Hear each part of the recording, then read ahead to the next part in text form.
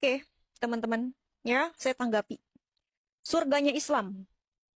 Ketika ada yang bertanya kepada Nabi Muhammad SAW, "Wahai Rasulullah, apakah kita akan berhubungan dengan bidadari-bidadari kita di surga?"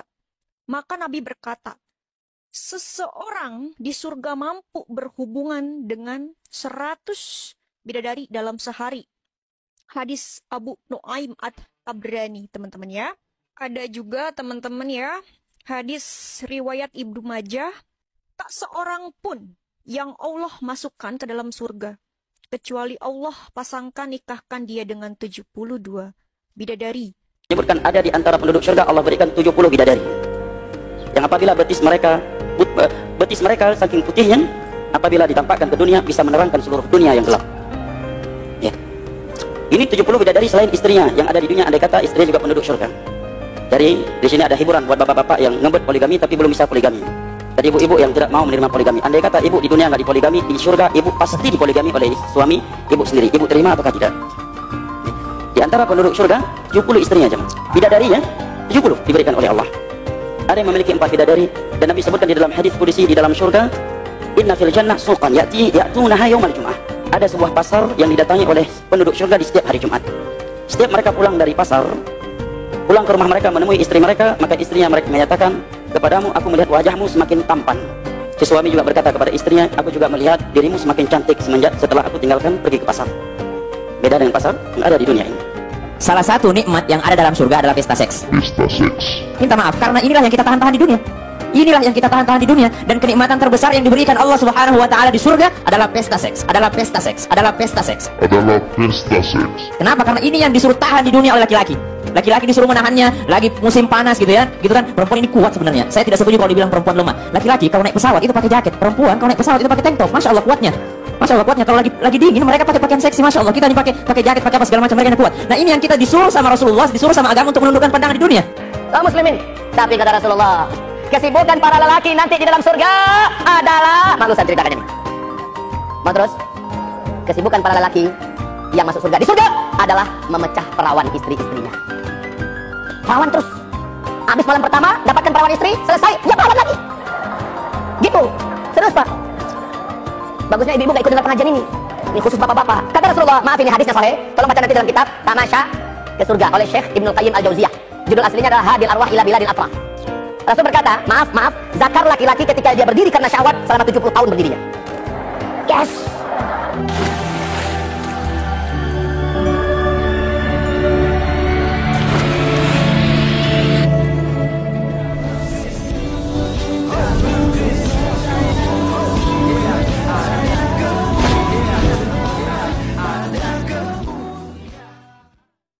Salam Elechem Bisem Yeshua Hamasiah. Salam damai sejahtera di dalam nama Tuhan Yesus Kristus untuk kita semua.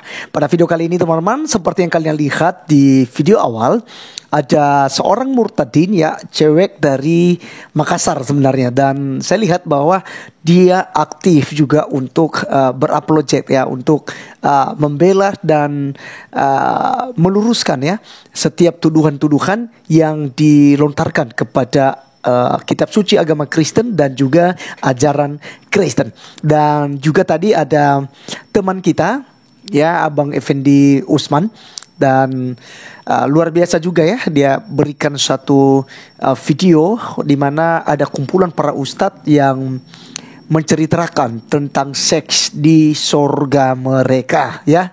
Jadi teman-teman sekalian, walaupun di situ banyak sekali misterinya dan juga banyak menimbulkan pertanyaan, kenapa hanya laki-laki saja yang dipuaskan di akhirat gitu ya, diberikan bidadari entah itu 70 ataupun 72 seperti yang disampaikan oleh seorang perempuan ya, murtadin tadi asal Makassar ini.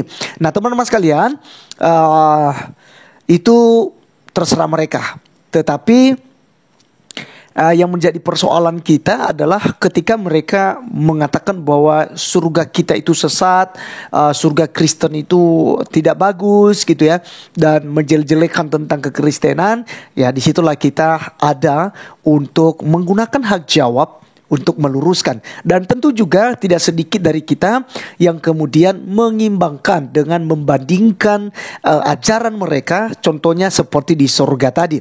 Kalau surganya mereka penuh dengan hubungan dengan bidadari, ya, ada seks, ya, ada, ya, teman saja berhubungan teman-teman sekalian, ya, kawin dengan bidadari, dinikahkan dengan bidadari, 72 bidadari atau 70 gitu, ya. Jadi seperti yang mereka sampaikan tadi, ini saya tidak bisa bayangkan teman-teman sekalian.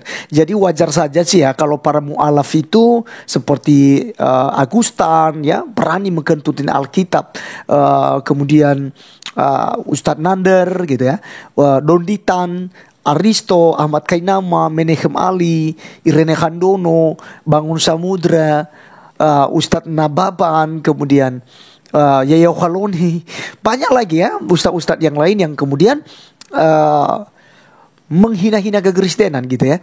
Apakah mungkin karena mereka berlomba-lomba untuk merebut, ya, 70 bidadari, ya, 70 atau 72 bidadari sorga yang katanya tadi itu pahanya saja putih gitu ya, kalau diarahkan ke seluruh bumi itu bisa terang gitu. Wow, luar biasa. Nah teman-teman sekalian, kali ini kita akan berfokus dalam firman Tuhan di dalam Alkitab kita, ya, di mana di dalam Matius pasal 22 teman-teman sekalian, ayat 23, ya, ayat 23 hingga sampai 33. Saya akan bacakan supaya kita mengerti dan nanti saya akan jelaskan, ya. Pertanyaan orang Saduki tentang kebangkitan. Pada hari itu datanglah kepada Yesus beberapa orang Saduki yang berpendapat bahwa tidak ada kebangkitan. Mereka bertanya kepada Tuhan Yesus Kristus, orang Saduki ini, "Guru, Musa mengatakan bahwa jika seorang mati dengan tiada meninggalkan anak, saudaranya harus kawin dengan istrinya itu dan membangkitkan keturunan bagi saudaranya itu. Tetapi di antara kami ada 7 orang bersaudara. Yang pertama kawin tetapi kemudian mati, dan karena ia tidak mempunyai keturunan, ia meninggalkan istrinya itu bagi saudaranya. Demikian juga yang kedua dan yang ketiga sampai dengan yang ketujuh." Wow. Dan akhirnya sesudah mereka semua, perempuan itu pun mati. Siapakah di antara ketujuh orang itu yang menjadi suami perempuan itu pada hari kebangkitan? Sebab mereka semua telah beristrikan dia. Yesus menjawab mereka, "Kamu sesat, sebab kamu tidak mengerti kitab suci maupun kuasa Allah. Karena pada waktu kebangkitan orang tidak kawin dan tidak dikawinkan, melainkan hidup seperti malaikat di sorga. Tetapi tentang kebangkitan orang-orang mati, tidaklah kamu baca apa yang difirmankan Allah ketika ia bersabda, 'Aku Allah Abraham, Allah Ishak dan Allah Yakub.' Ia bukanlah Allah orang mati, melainkan Allah orang hidup." Orang banyak yang mendengar itu takjub akan pengajarannya.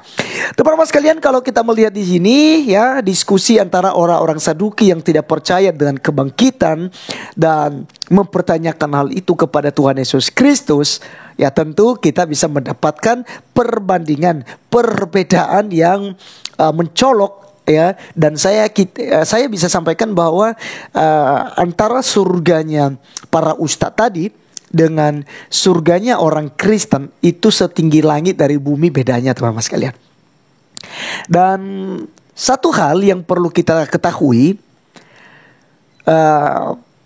pernikahan beranak cucu, ya, itu diperuntukkan bagi manusia.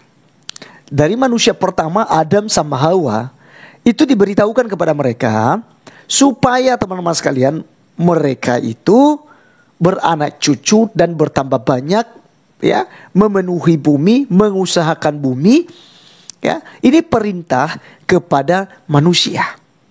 Nah, bagaimana perintah kepada kita yang meninggalkan dunia ini? Ya, adakah perintah bahwa di surga nanti kita akan berhubungan lagi kepada istri-istri kita? Ya, ada bidadari, kemudian ada istri kita yang dari dunia lagi. Tidak demikian. Contoh di dalam Matius pasal 22 ayat yang ke 23 hingga ayat yang ke 33 ini, ya, Yesus menerangkan kepada mereka bahwa pola pikir orang-orang Saduki ini sesat karena mereka tidak mengerti kitab suci dan kuasa Allah. Ayat 30, karena pada waktu kebangkitan orang tidak kawin dan tidak dikawinkan, melainkan hidup seperti malaikat di sorga. Pertanyaannya adalah, apakah para malaikat yang saat ini kita lihat, kita dengar, kita imani, kita percayai bahwa mereka ada untuk melayani Allah yang Maha Kuasa, adakah mereka kawin-mengawin? Adakah mereka beranak cucu? Adakah mereka semakin bertambah-tambah banyak karena mereka berhubungan? Ada seks di sorga misalnya gitu ya. Tidak. Nah, Yesus katakan, demikianlah orang ketika sudah meninggal dan masuk ke dalam hidup yang kekal dan masuk dalam surga di Firdaus. Maka teman-teman sekalian, di sana kita hidup seperti malaikat, tidak lagi berjenis kelamin.